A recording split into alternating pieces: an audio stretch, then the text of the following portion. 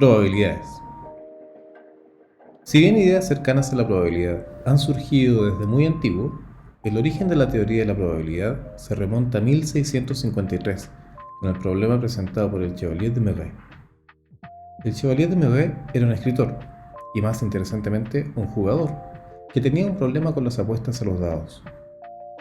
En particular, un juego popular en Francia en la época era obtener un 6 en 4 lanzamientos, pero una versión más difícil era obtener un doble 6, es decir, lanzando 2 dados al mismo tiempo en 24 lanzamientos. El caballero razonaba de la siguiente manera: al lanzar 2 dados hay 36 resultados posibles.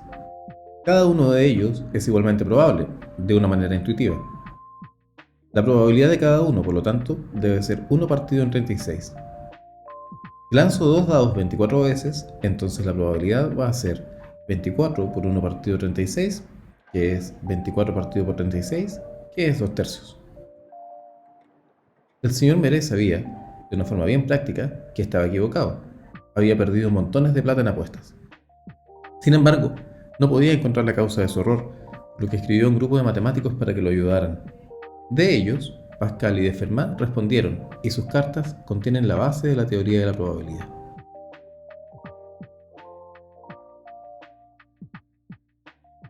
La teoría actual de probabilidad se basa en el concepto de experimento aleatorio.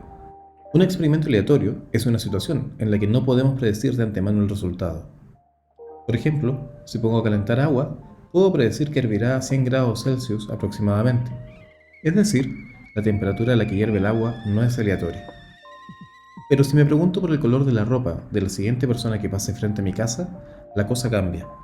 Se requieren amplios poderes de clarividencia, o un poco de trampa, para saber si la persona va a llevar verde, rojo o azul, entre otros.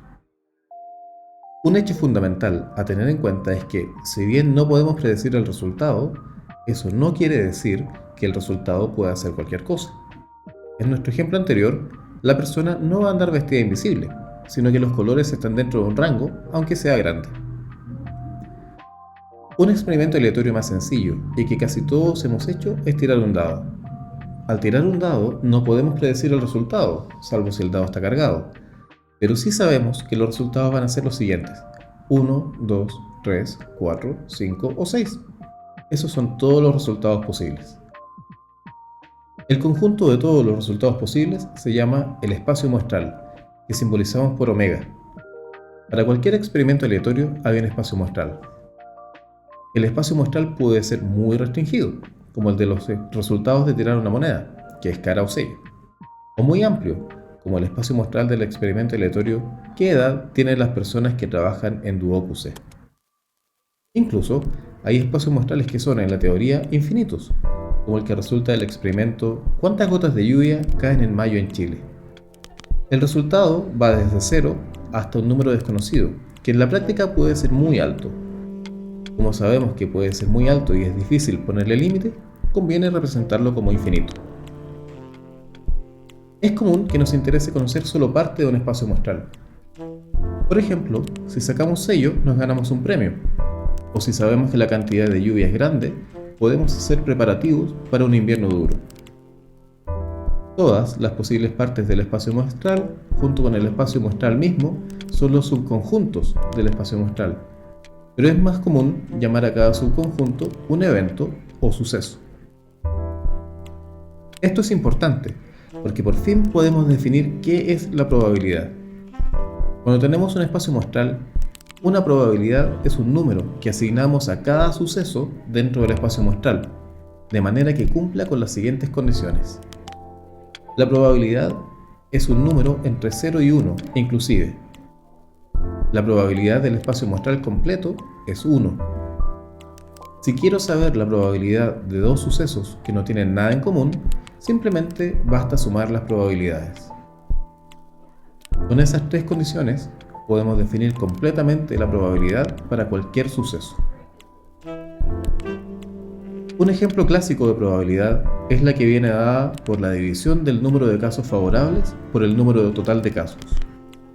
Esta probabilidad cumple con todas las condiciones mencionadas previamente y podemos calcularla fácilmente con Excel.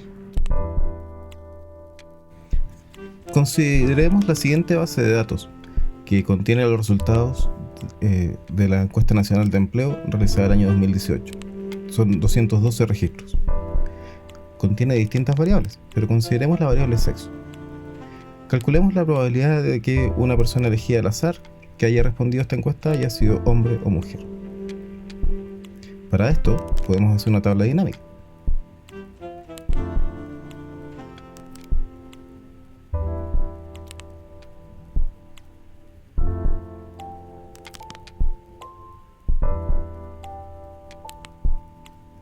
En esta tabla dinámica ocuparemos la variable sexo.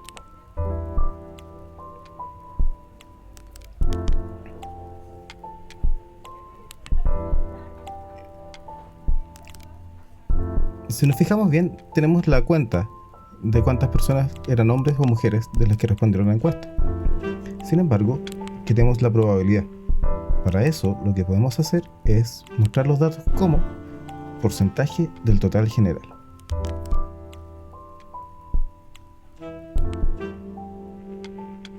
Entonces, la probabilidad de que al escoger una persona al azar que haya respondido a esta encuesta haya sido un hombre es un 45,85%, mientras que la probabilidad de que haya sido mujer era un 54,15%. Sin embargo, las condiciones que acabamos de ver tienen consecuencias que son útiles para el cálculo de probabilidades más interesantes. Por ejemplo, a veces queremos o nos conviene calcular la probabilidad de que no ocurra un evento A. Esto se llama el complemento de A. Para calcular la probabilidad del complemento de A, lo podemos hacer como: la probabilidad del complemento de A es 1 menos la probabilidad de A. También podemos querer calcular la probabilidad de dos eventos.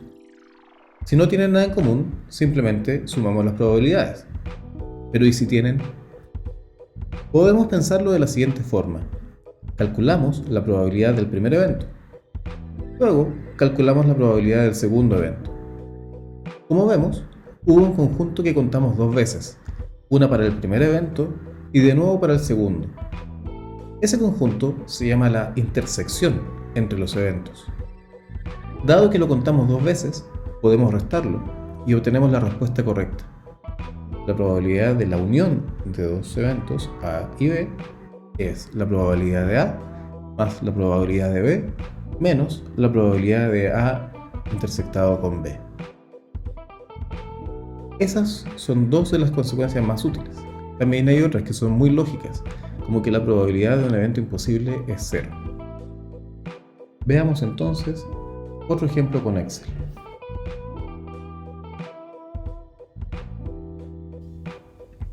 Ocupando la misma base de datos anterior, ahora hagamos de nuevo una tabla dinámica, pero esta vez con una pequeña diferencia. Ocupemos dos variables esta vez: la variable parentesco con el jefe de hogar y la variable sexo. Queda un poco larga la tabla, ordenémosla mejor. Pongamos el sexo en las columnas y el parentesco en las filas. Ahora ya sabemos que para calcular las probabilidades necesitamos mostrarlas como porcentaje del total general.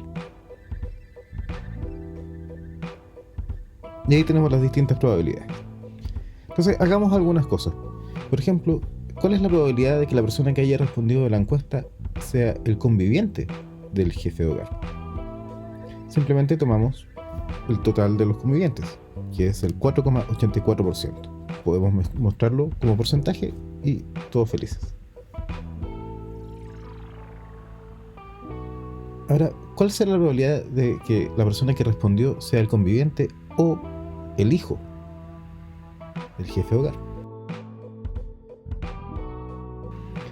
Esta probabilidad es interesante porque tenemos a los convivientes o a los hijos, y los convivientes no son hijos, ni los hijos son los convivientes, son disjuntos.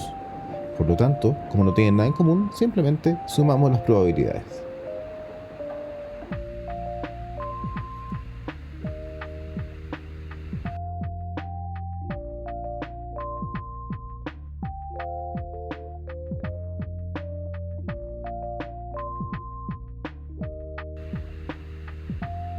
Ahora, ¿cuál será la probabilidad de que la persona que haya respondido la encuesta haya sido el jefe de hogar y además sea hombre?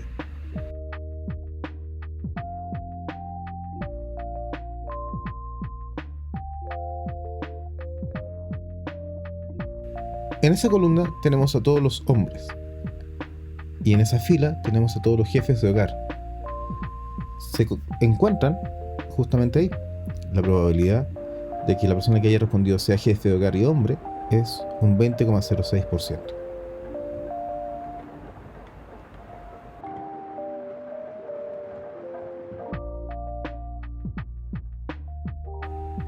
Por último, ¿cuál es la probabilidad de que la persona que respondió a la encuesta haya sido el hijo del jefe de hogar o haya sido mujer?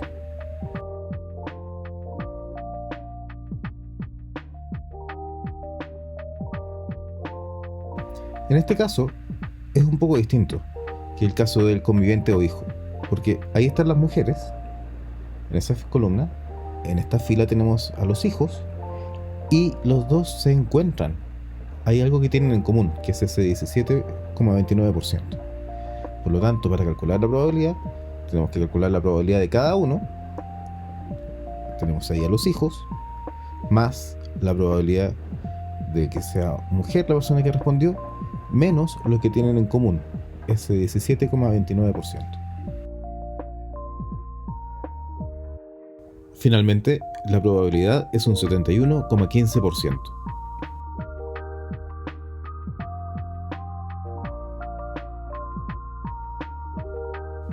Finalmente, ¿cuál es la probabilidad de que la persona que haya respondido no haya sido el jefe de hogar?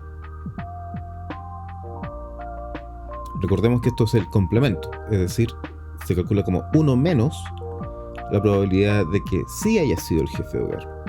Es decir, 1 menos 33,1%, lo que nos da finalmente un 66,9%.